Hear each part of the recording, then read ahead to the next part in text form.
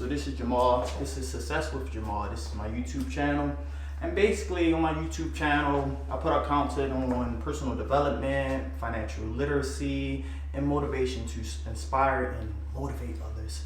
So particularly in this video is going to be on the topic of financial literacy, actually budgeting. You know, how to budget, how to set up a budget as well. So when it comes to budgeting, you know, when I mean budgeting your expenses. So with that being said, you know, a person might ask, well, Jamaal, why do I need budgeting? Why do I need to set up a budgeting? And honestly, you need to set it up so you can keep track of your expenses and you can know where your money is going, because majority of the time people don't know where their money is going. And usually you have more month than money left over at the end of the month, you know, and that's real, to keep it 100 with you. So after we clear that up, after taxes, $4,000 a month, right? So the key is to setting a budget. And when it comes down to setting a budget, me personally, I like to use a notepad. You know, I'm kind of old school when it comes down to, you know, even when it comes down to studying, reading, etc. You know, because, you know, you want to be able to think of something and then put it down, bring it out into reality. That's how I see it. But anyway, so let's say, right, at the end of the month, I have $4,000 to spend, right?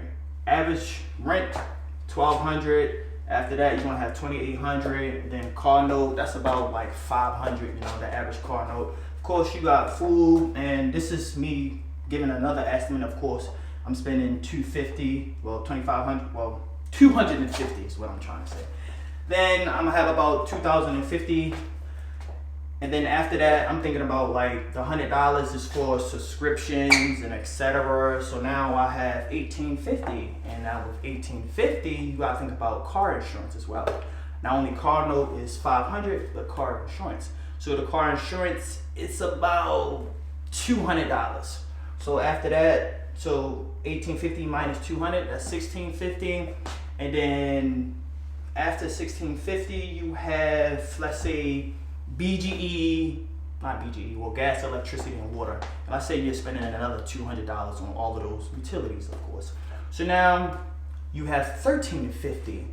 Now you have $1,350 to work with. Now, coming from this book right here, this book actually was the book that actually helped me, you know, started saving and investing and actually building a budget for myself, you know. So basically what I got from this book, The Richest Man in Babylon by George S. Clayson, is basically to save 10%, you know.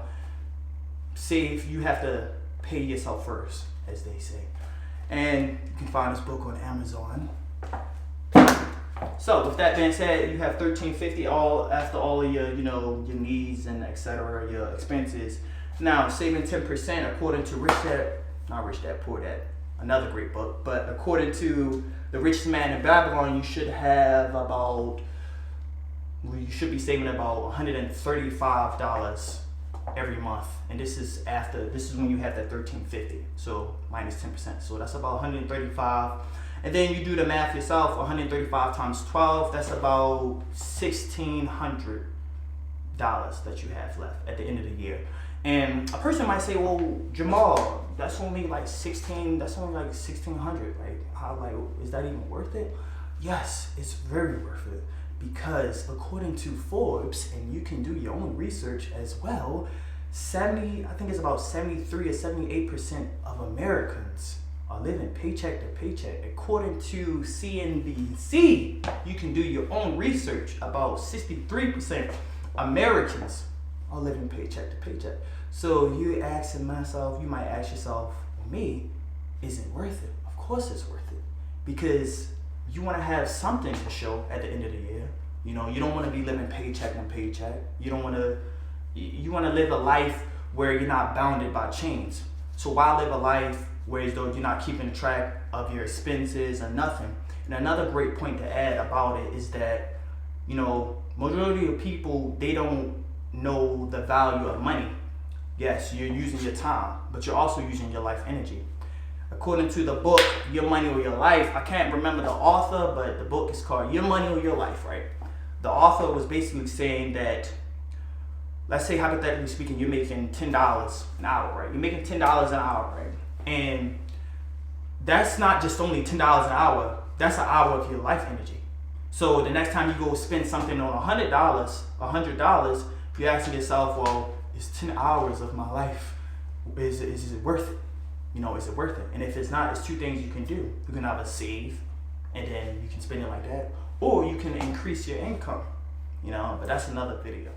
So to wrap everything all up together, the major thing is to, set yourself up a budget. You gotta write it down. If you can't write it, because what works for me might not work for you. So what works for me is just write it down. You might just have it on a laptop. You might want to type it up, or you just might want to have it up in your brain.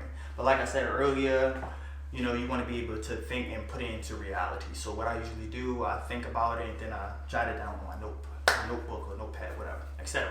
So basically, to wrap it all up, you have to keep track of your expenses, where your money is going, and remember that, that if you're making $10 an hour, that's not just an hour, that's an hour of your life energy, that's an hour of your time. So be, mindful of where you putting your money at, and this is where the budget comes in. So with that being said, let's get to the bag.